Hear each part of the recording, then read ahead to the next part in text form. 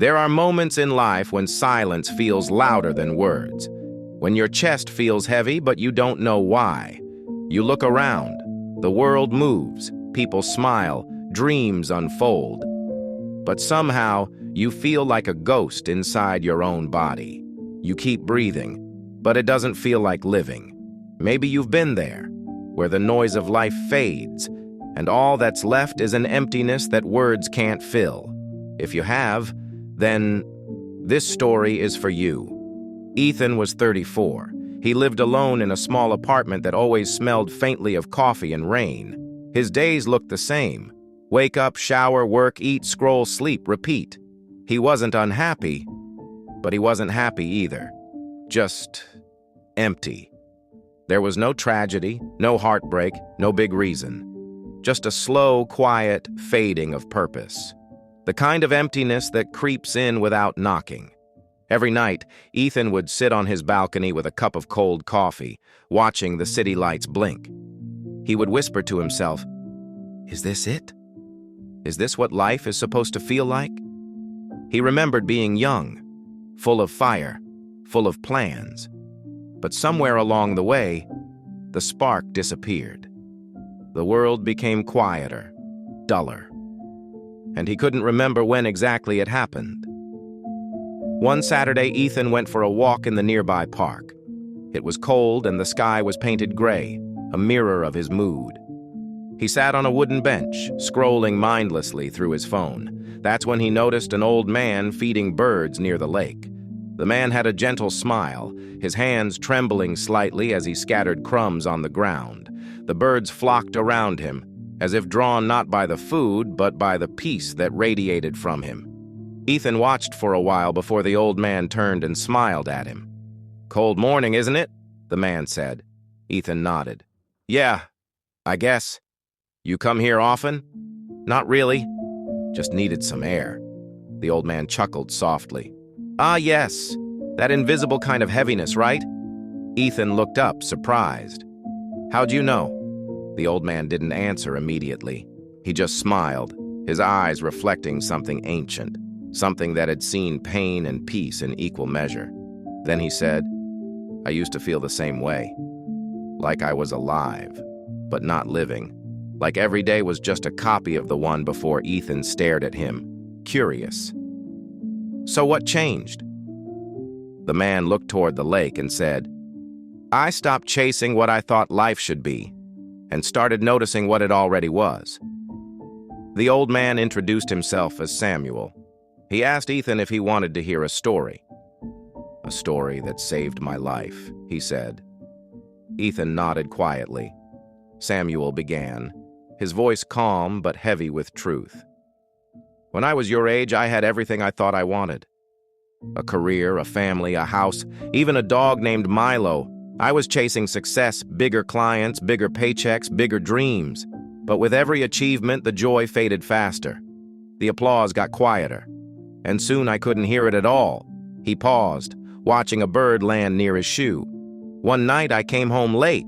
My daughter was asleep on the couch, waiting for me. She was holding a small drawing, a picture of us. Above it, she had written in her little handwriting, 'Daddy, I miss you.' That night, I cried for the first time in years." Ethan listened, his heart heavy. "The next morning," Samuel continued, "I did something strange. I quit my job. Everyone thought I'd gone mad, but for the first time I wanted to feel again, not just exist." Ethan frowned. "What did you do after that?" "I started small," Samuel said. "I began walking every morning. I talked to strangers. I watched sunsets without recording them. I read poetry. I cooked my meals with music playing in the background. I told people I loved them and meant it." He smiled. Slowly, the emptiness began to fade. Not because I found something new, but because I started seeing what was always there. Ethan sat in silence. The old man's words lingered in the cold air like smoke. He looked at the birds. They weren't worried about tomorrow. They weren't comparing themselves. They were just living. "Sometimes," Samuel said, Emptiness doesn't mean something's missing. It means your soul is asking for peace, not noise. That line hit Ethan deeply.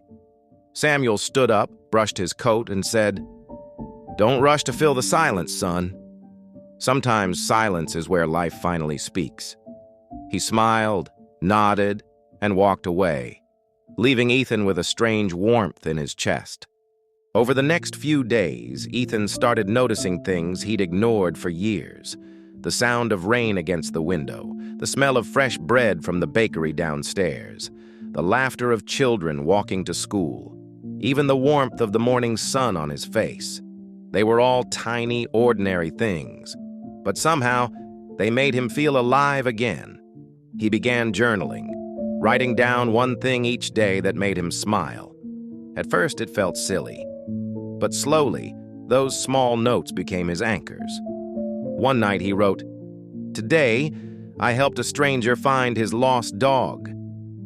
I watched the sunset without checking my phone. I called my mom and actually listened." It wasn't about grand achievements anymore. It was about being present. A few weeks later, Ethan returned to the park. He looked for Samuel, but the old man wasn't there. Instead, on the same bench where they'd met, there was a folded piece of paper. It read, "If you're reading this, I probably won't see you again. But remember, life isn't a race, it's a rhythm. Some days you'll dance, some days you'll crawl, and that's okay. The emptiness you feel isn't a curse, it's a signal. It's life whispering, slow down, feel, begin again. Take care, my friend." Samuel Ethan sat there for a long time, reading the letter over and over. For the first time in years, he smiled, not because something magical happened, but because he understood. Life didn't suddenly become perfect.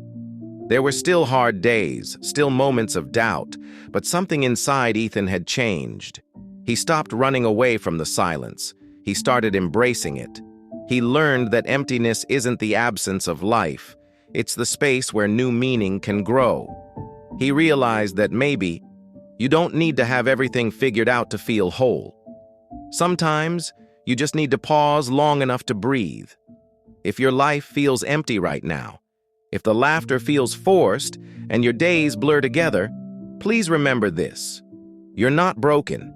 You're not behind. You're just becoming. The space you feel inside you isn't a void. It's a canvas.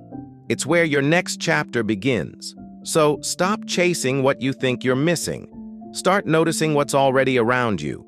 The quiet moments, the small kindnesses, the people who care more than you realize. Because peace isn't found in noise or perfection. It's found in the stillness between your breaths. It's in the sunrise you forgot to watch, the meal you cooked for yourself, the friend you decided to check in on, the tears you allowed to fall instead of hiding them. And when you begin to notice these things, life doesn't feel so empty anymore. It feels gentle, real, alive.